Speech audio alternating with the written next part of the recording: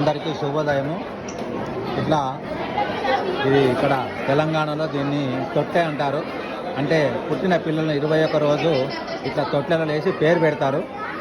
ఆ తొట్టెలు వేసే ముందర ఇగో ఇట్లా చేదురు బావి, ఊర్లలో ఇట్లా చేదురు బావి అంటారు దీన్ని.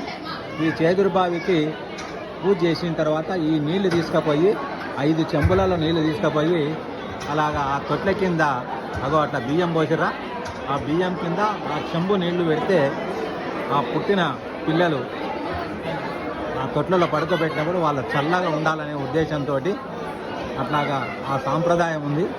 అయితే ఊర్లలో కాబట్టి చేదురు బావులు ఉంటాయి, ఇక్కడ ఉండదు కాబట్టి ఇక్కడ కూడా ఎంత బాగా అరేంజ్ చేసినారో. ఇక్కడ చేదురు బావి అనేది టెంపరీ, అది సిటీలో జరుగుతుంది కాబట్టి ఈ విధంగా టెంపరీ ఒక బావిని అరేంజ్ చేసినారు.